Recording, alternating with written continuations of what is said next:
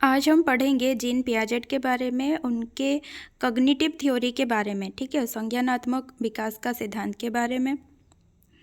सबसे पहले देखिए कि 2 एस्पेक्ट्स ऑफ ह्यूमन माइंड, हमारे दिमाग में, बच्चों के दिमाग में 2 प्रकार के भावनाएं होते हैं। एक होता है कॉग्निटिव स्ट्रक्चर, ठीक है, एक होता है कि उनके दिमाग में एक स्ट्रक्चर बना रहता है, और दूसरा है कि उनका दिमाग कैसे काम करता है, कॉग्निटिव फंक्शन कैसे होता है, ठीक है।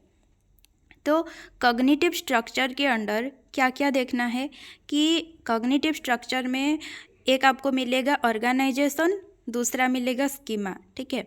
ऑर्गेनाइजेशन का मतलब क्या है कि सबको संजोए रखना, अरेंजिंग द थॉट्स, ठीक है, जो कुछ भी एक बच्चे के दिमाग में थॉट्स होते हैं, विचार होते हैं, उनको अरेंज करके रखना, ये होता है organisation.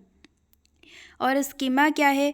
Categories of knowledge that help us to interpret and understand the world. चाहे इंटरप्रेट बोलें चाहे अंडरस्टैंड बोलें, दोनों का मतलब है समझना। यानी कि वो ज्ञान का इकट्ठा, ठीक है, जितने भी विचारधाराएं हैं उन सबका जो है इकट्ठा होके रहता है हमारे दिमाग में, उसे कहते हैं स्कीमा। जो कुछ भी इंफॉर्मेशन हमारे दिमाग में होते हैं उन्हें कहते हैं स्कीमा। नेक्स्ट है कॉग्निटिव फंक्शन क्या है? स्ट्रक्चर आपने देखा जिसमें आपको ऑर्गेनाइजेशन मिला और मिला स्कीमा। और कॉग्निटिव फंक्शन में क्या है? एडेप्टेशन, ठीक है। एडेप्टेशन का मतलब क्या है? Adjustment of thoughts according to environment. जैसा एक बच्चे के पास एनवायरनमेंट होता है, जैसा एक एनवायरनमेंट मिलता है, उस हिसाब से वो खुद को एडजस्ट करता है, खुद की विचारधाराओं को एडजस्ट करता है, मॉडिफाई करता है, ठीक है। एडाप्टेशन अनुकूलन होता है हिंदी में। उसके बाद देखिए एडाप्टेशन जो है इसको 2 भागों में विभक्त किया जाता है। एक होता है एसिमिलेशन, दूसरा होता है एकोमोडेशन। एसिमिलेशन होता है आत्मसातकरण, ऐड न्यू। अगर बच्चे के दिमाग में कुछ एक पुराना विचार है, उसके साथ एक नए विचार को जोड़ना, वो है एसिमिलेशन, सिर्फ जोड़ना, ठीक है। एकोमोडेशन क्या है?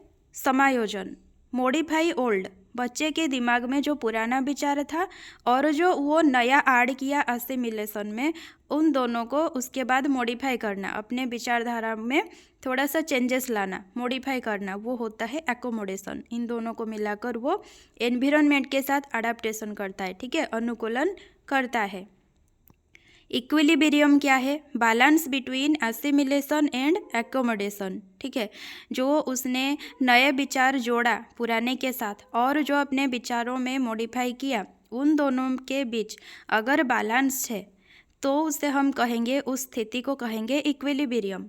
और अगर बैलेंस नहीं है तो कहेंगे डिसइक्विलिब्रियम। इक्विलिब्रियम होता है संतुलन, डिसइक्विलिब्रियम होता है असंतुलन।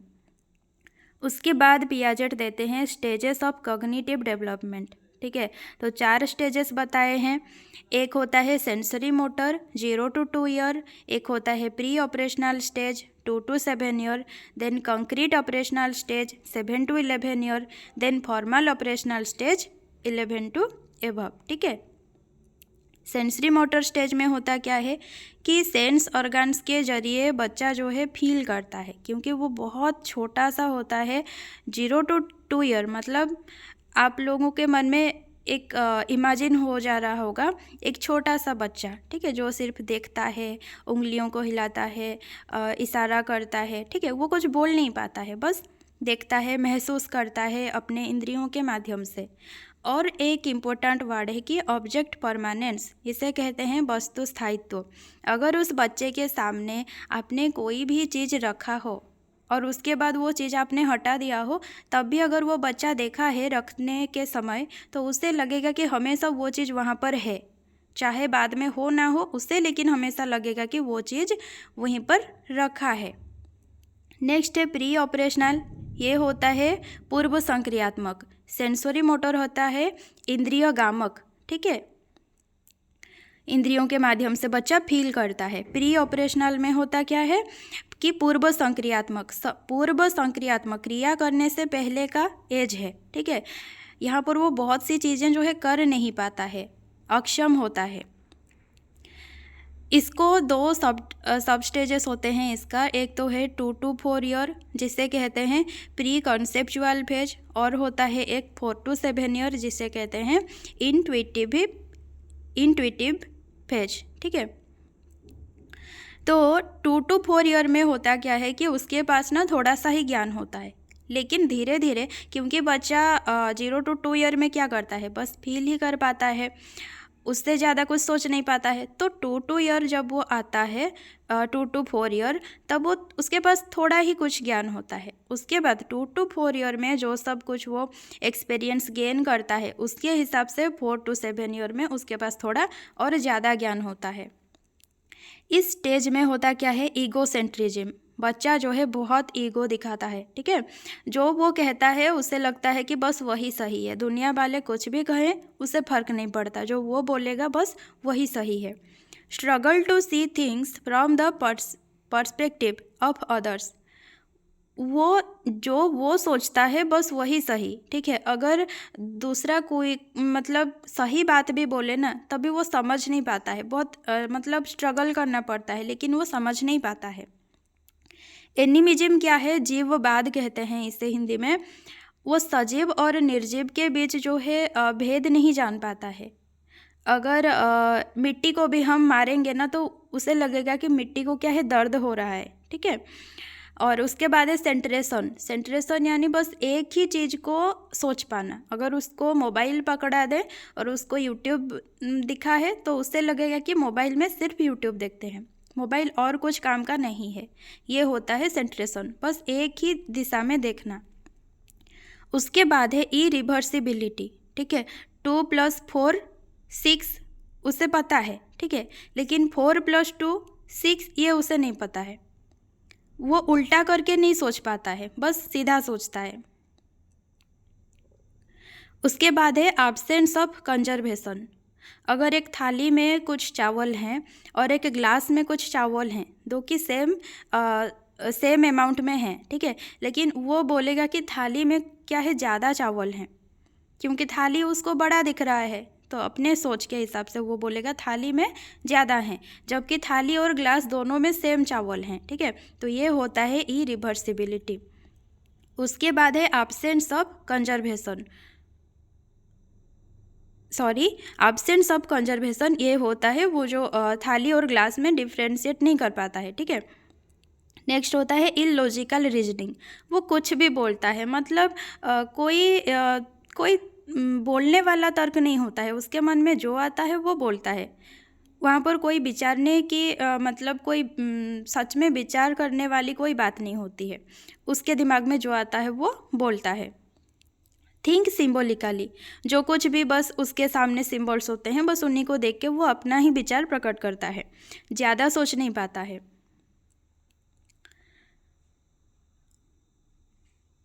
उसके बाद है कंक्रीट ऑपरेशनल स्टेज। ये होता है मूर्त संक्रियात्मक। ठीक है, यहाँ पर सारी चीज़ें बस मूर्त वस्तुओं के माध्यम से ही होता है। प्री ऑपरेशनल में जो काम बच्चा नहीं कर पाता है, कंक्रीट में वो सारे काम बच्चा कर पाता है। जैसे कि रिवर्सिबिलिटी, वहाँ पर बच्चा नहीं बोल पा रहा था, 2 + 4 पता है लेकिन 4 + 2 नहीं पता है, लेकिन यहाँ पर बच्चे को पता चलेगा।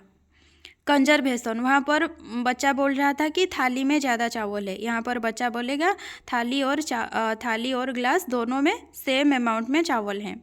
उसके बाद सीरियसन, अगर हाथी, बाघ, बिल्ली ऐसे रख दिया जाए एक बच्चे के सामने, तो प्री ऑपरेशनल में वो बच्चा नहीं बोल पाएगा कि हाथी बड़ा है इसलिए आगे रहेगा, उसके बाद बाघ रहेगा, उसके बाद बिल्ली रहेगी। लेकिन कंक्रीट में बच्चा बोल पाएगा कि हाथी पहले रहेगा, उसके बाद बाघ रहेगा, उसके बाद बिल्ली। ठीक है, क्लासिफिकेशन इन मल्टीपल वे, अगर बहुत सारे चीज़ें हैं उसके सामने, तो वो मल्टीपल वे में उनको क्लासिफाई कर सकेगा, जो कि प्री ऑपरेशनल में बच्चा नहीं कर पाता है।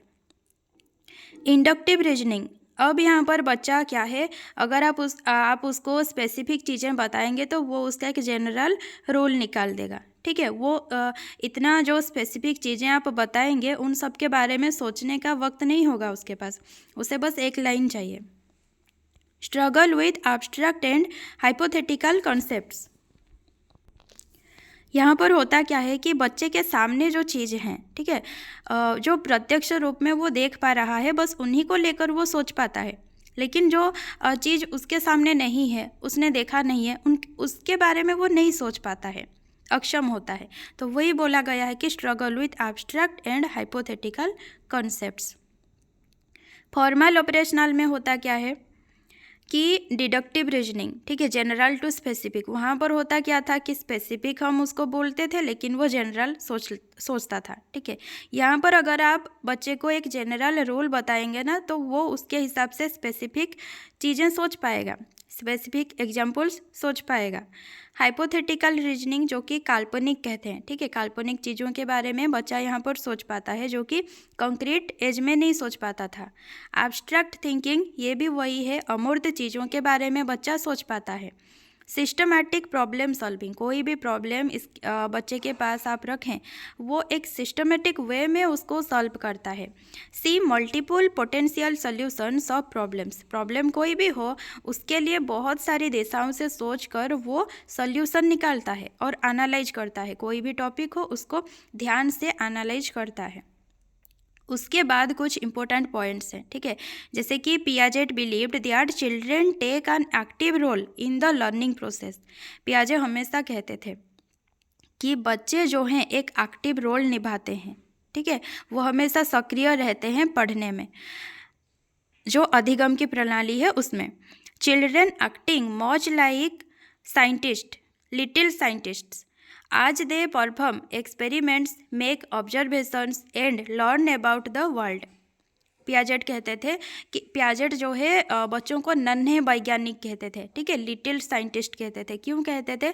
क्योंकि वे हमेशा एक्सपेरिमेंट करते रहते हैं अपने बलबूते पर, अपने हिसाब से, अपने नज़रिया से चीज़ों को देखते हैं और विश्व के बारे में, दुनिया के बारे में अपनी खुद की विचारधारा बनाते हैं। Children we are not less intelligent than adults, they simply think differently. और यहाँ पर पियाजे बोले हैं कि जो बड़े होते हैं, या तो बड़े बच्चे बोल सकते हैं या फिर जो बुजुर्ग हैं, ठीक है, उनके तुलना में जो छोटे होते हैं वो, मतलब उन्हें हम कम बुद्धिमान नहीं कह सकते हैं, बुद्धि में हम कम नहीं कह सकते हैं, बस वो सोचते हैं अलग तरीके से, ठीक है। जो छोटे होते हैं वो अपने तरीके से सोचते हैं और जो बड़े होते हैं वो अपने तरीके से सोचते हैं। Kids do not just add more information and knowledge to their existing knowledge as they get older. There is a qualitative change in how children think as they gradually process through these 4 stages. पियाजे कहते हैं कि बच्चे जो है जब धीरे धीरे बड़े होते जाते हैं तो बस क्वांटिटी में, जो उनकी नॉलेज की क्वांटिटी है, बस उसमें चेंजेस नहीं आती है, क्वालिटी में भी चेंजेस आती है। एक प्री ऑपरेशनल स्टेज की बच्चा जिस तरह सोचता है, फॉर्मल ऑपरेशनल स्टेज की बच्चा उस तरह नहीं सोचता है, वो और गहराई से सोचता है, ठीक है। Piaget's theory of cognitive development helped add to our understanding of children's intellectual growth. पियाजे कहते हैं कि जिस तरह से पियाजे ने 4 अवस्थाएं दी है, तो उससे जानकर जो अभिभावक होते हैं या फिर शिक्षक होते हैं, उन्हें पता चलता है कि किस अवस्था में बच्चे को किस प्रकार की आवश्यकताएं हैं और उन्हें क्या क्या दिया जाना चाहिए उनके विकास के लिए। It also stressed that children were not merely passive recipients of knowledge. Instead, kids are constantly investigating and experimenting as they build their understanding of how the world works. पियाजे कहते हैं कि बच्चे जो है सिर्फ merely यानी केवल, ठीक है, वो केवल पासिव बनकर, निष्क्रिय बनकर कुछ सुनते नहीं हैं, उनकी अपनी भी विचारधाराएं हैं, उनकी बुद्धि है अपनी खुद की, तो वो कॉन्स्टेंटली क्या करते हैं, वो हमेशा इन्वेस्टिगेट करते रहते हैं, अन्वेषण करते रहते हैं, नए नए चीज़ों के बारे में एक्सपेरिमेंट करते रहते हैं और खोज करते रहते हैं दुनिया के बारे में, और अपना समझ जो है विकसित करते रहते हैं। और एक बात बताते हैं पियाजे कि जो उन्होंने बताया 4 स्टेजेस, उनमें से किसी भी एक स्टेज को स्किप नहीं किया जा सकता। कोई भी बच्चा सेंसरी मोटर से डायरेक्ट फॉर्मल में नहीं पहुंच सकता, ठीक है, सेंसरी मोटर्स के बाद उसको प्री ऑपरेशनल जाना है, उसके बाद कंक्रीट में जाना है, उसके बाद वो फॉर्मल में जाएगा।